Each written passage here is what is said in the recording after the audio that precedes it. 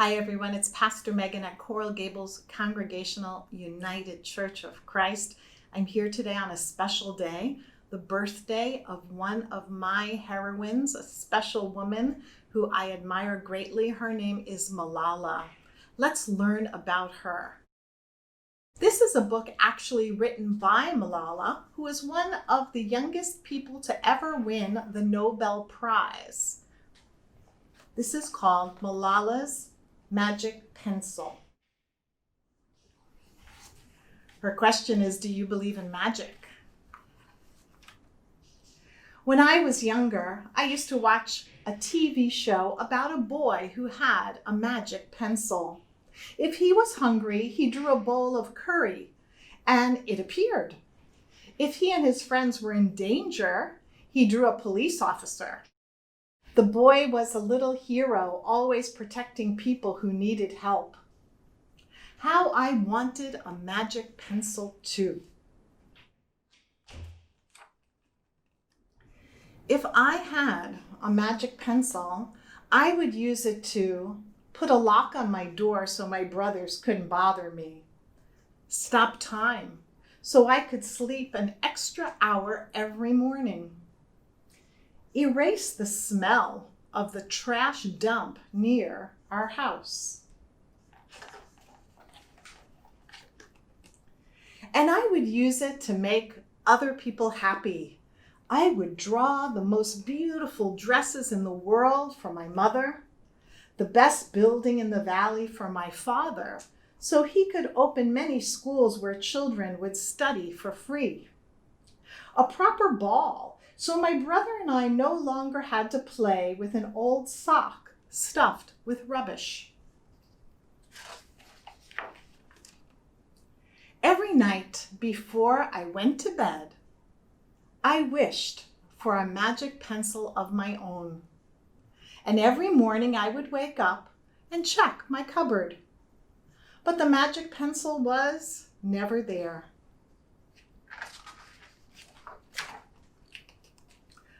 One day, I was throwing away potato peels and eggshells at the dump.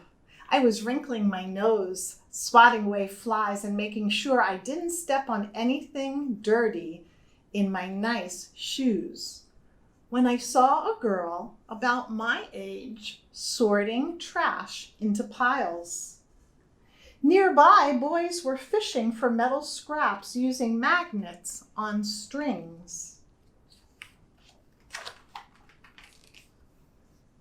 When my father returned home from work, I told him what I'd seen. It made him sad. "Abba," I said. "Yes, Yanni?" He said back. "I always liked when he called me dear one. Why haven't I seen that girl in my class?"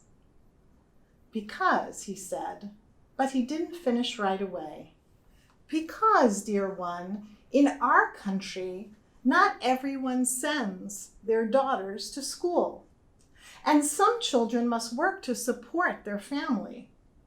Those boys will sell the metal scraps they find.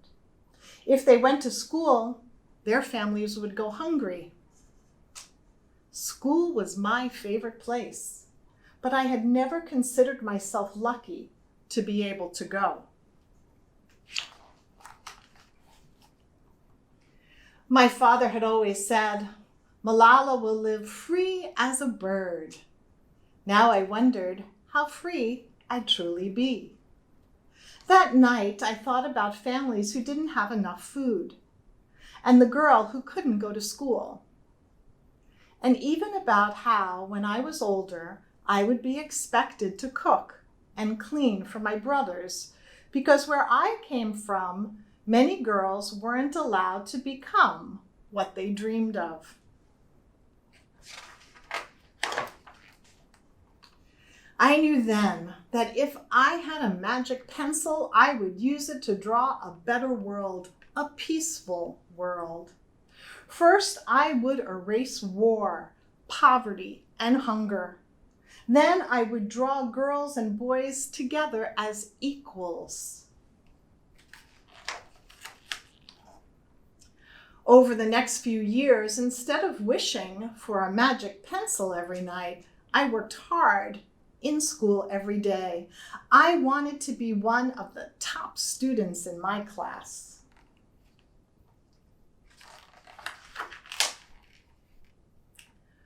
But soon, powerful and dangerous men declared that girls were forbidden from attending school.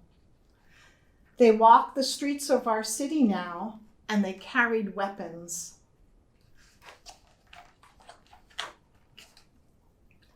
One by one, girls stopped coming to school.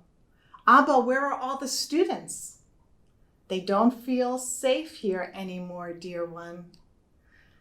How could a few men stop all the girls in our valley from going to school? If more people knew what was happening to us, I thought, they might help. Wishing wasn't enough. Someone needed to speak out. Why not me? I wrote about what it felt like to be scared to walk to school and how some of my friends had moved away because of the threat they faced in our city.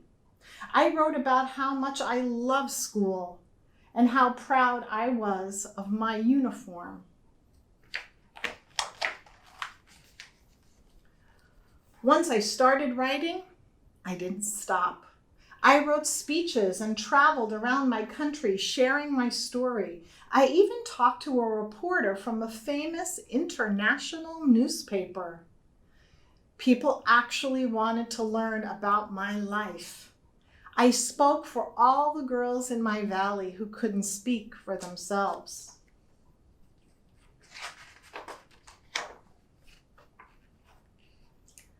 My voice became so powerful that the dangerous men tried to silence me, but they failed.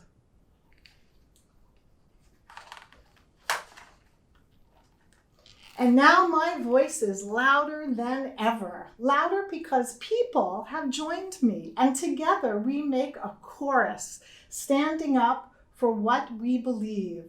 We raise our voices for those in need. Help people in danger, even if they are an ocean away. Think of the world as a family.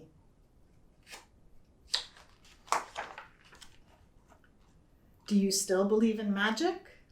I do. I wrote alone in my room, but people all over the world were reading my story. Millions now know it and help me spread my message of hope. I had at last found the magic I was looking for in my words and in my work.